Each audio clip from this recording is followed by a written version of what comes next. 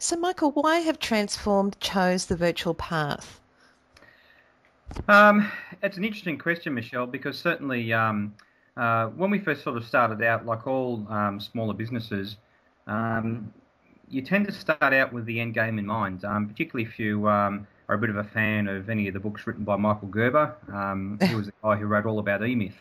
And eMyth is not about E as in electronic, but E is about entrepreneurial. And one of the things that Michael Gerber talks about is that, when you start out with the end in mind.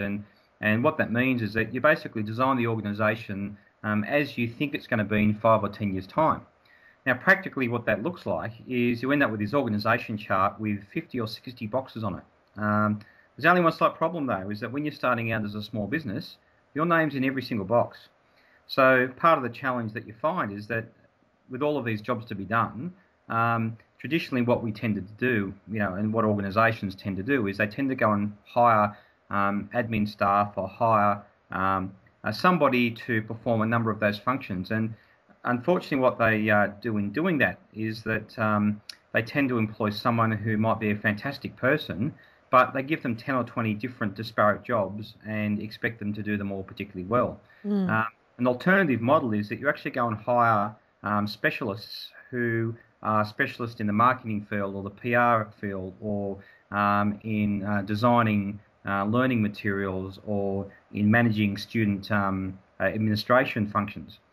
Uh, the thing is that we've got these sort of, I guess, two competing forces. The challenge we find is that we're employing people for 35, 38 hours a week because that's how we work. But we don't want to employ a marketing person for more than 5 or 6 hours a week because that's all the marketing functions or the marketing jobs that we have. So by going down a virtual path, what we were able to do is actually employ specialist marketing people for just the 10 hours a week and Mm. specialist student admin people for just the 10 hours a week and an operations manager for 15 hours a week. So how did we do this? It was actually pretty simple. We sought out virtual industry professionals. They're now represented in Australia by the Australian Association of Virtual Industry Professionals, or AAVIP. And virtual industry professionals are exactly that. They're independent contractors that work for a number of organisations, and for us, they work for their 8 or 10 hours a week or whatever we need them for. And basically, they perform those specialist functions. Part of the reason we went down this path was, as I just said, we wanted specialists in the field. The other issue we had was that where we're physically located in Canberra, it's the tightest job market in the country. Mm. Employment is less than 3%. So the challenge you find is that there's just no people available to pick up new jobs. And the only way organisations are able to entice people is to basically offer them large salaries to get them to leave their current employer and come and join somebody else. So from a business perspective, when you're a new and growing business Yeah. where cash flow is king, um, we really can't afford to be paying, $70,000 for a university graduate without an experience. Mm. It just doesn't make sense. So for us, part of it was, I guess, the market forces and the economics of the situation, but part of it was also a desire to employ specialists in their particular field. What this allowed us to do, though, is that when you actually take a step away from this notion of employing someone in a local geography and employ a virtual person, a virtual workforce, you can basically get the specialist skills regardless of where they are in the world. At the moment, we have, for example, as I mentioned before, our business is operating here in the ACT. Our sales manager is located on the Gold Coast. Our marketing manager is in Brisbane. Our Mm. student admin officer is in Melbourne. The guy who maintains our website is operating in his home office in London. So regardless of where people are working, we can basically tap into the best skills Yeah. to do the jobs that we need.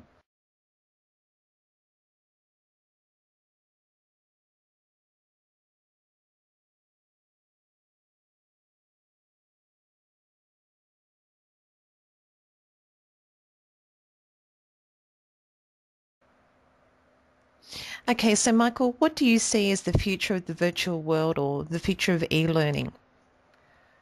Well, I guess there's a couple of angles there. One is the future of the workforce. Personally, I believe the physical office is dead. The whole idea of a virtual workforce being able to work whenever and wherever is the way of tomorrow. We traditionally worked in offices because, if you think back about the Industrial Revolution where we built factories, people tended to come to a physical location to work on a production line. But with the advent of technology, and particularly with high-speed internet and with mobile devices such as iPads and iPhones, we're not constrained to a physical location anymore. We can really work whenever and wherever. So I guess the future of the workforce is a virtual world. I guess the real advantage of that, though, is that it creates a number of significant advantages and benefits to both individuals, to organisations, and also to the economy more broadly. What's interesting is if you think about it, when you start employing people in a virtual sense, at the end of the day, you can employ people whenever and wherever they happen to be. What it allows you to do is employ people that are part-time, particularly groups like stay-at-home mums who can't work full-time. They suddenly get access to the workforce and they get access to opportunities that they may not have had before, particularly when companies expect people like stay-at-home mums to be working full-time in an office somewhere. Yeah. They're really excluded from the workforce.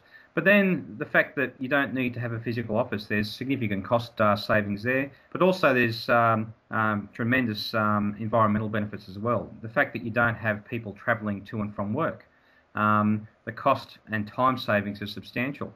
The fact that you don't get the constant interruptions is also a particularly substantial advantage. So there are certainly opportunities there.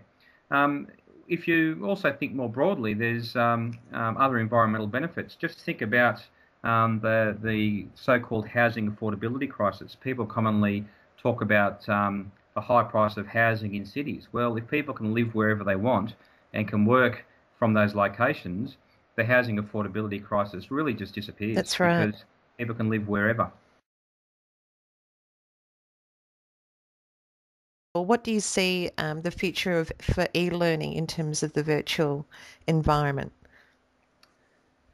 Yeah, I think I think e-learning is going to be the way of the future. What's really interesting is that if we take a bit of a sort of a journey through the past, this notion of e-learning or online learning has been around for a long time. I guess sort of, really it's been the last 10 years that the internet's really been sort of taken off and so on. And e-learning sort of been around, in that sort of time frame, and even to a certain extent before that. But the big problem was that it's really only been the last couple of years that the technology's been there to enable e-learning to really work, to really, achieve the sort of goals that it set out to do many years ago. The problem in the past has been that without having high-speed internet connections and so on, e-learning was constrained to things like, for example, putting stuff onto a CD and emailing and posting it to people. Sort of hardly really e-learning. With the high-speed internet and also with the underpinning computing technology, we can actually deliver content to people whenever and wherever they happen to be. Particularly with things like mobile devices, iPads and iPhones, for example, they're going to become the classroom of the future.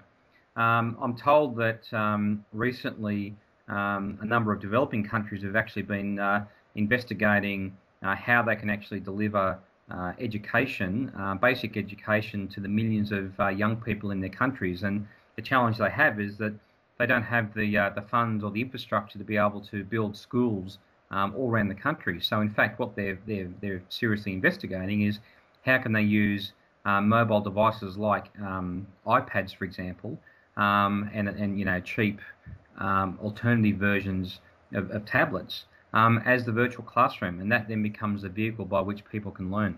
The other thing that's also changed too is that with the advent of technology like iTunes, for example, people tend to operate in a demand-driven consumer type approach. And whilst at the moment we're downloading applications and music for entertainment purposes via things like iTunes, I see it as the way of the future, that you'll be downloading short courses and qualifications and university educational materials through those sorts of vehicles as well. So I think the iTunes model of distribution is where things will be in the next few years, and I think it's going to be portable devices like iPads and iPhones that are going to be the actual the medium through which we actually learn.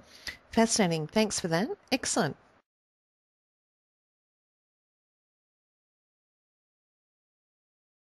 So, what's your message then to anybody thinking of going virtual? Basically, give it a go. What's been interesting is that when I did some research a number of years ago, there'd been numerous studies done both within Australia, within the US, and in Europe, and there was one consistent message that came out of that research, and that was that the biggest fear for going down this virtual workforce path, or the biggest issue, was management fear. Mm. Managers were concerned that if people were at home, they wouldn't be working. They'd be playing solitaire, for example. But what's really interesting is that if you actually walked around the average office, anywhere in Australia or anywhere in the world for that matter, I reckon you probably find a proportion of the workers in that actual office, the physical office, probably playing solitaire as well. And So, many other things. oh, and absolutely. Now, what's really interesting now is when you actually talk to those that work as virtual industry professionals, the virtual workers, um, they find that there's substantial benefits. The fact that they don't need to commute is a big one. Mm. Their time is far more flexible, so that's certainly an advantage. But also, they feel that because they are working in that remote virtual capacity, the majority of people that I've spoken to are very keen to make sure that their outputs are clearly demonstrable. Yeah. They want to make sure that they can prove that they are actually working, they're working hard, and in most cases, they're substantially more productive operating in this way than they ever were working in a physical office. Excellent. Something to think about. Absolutely.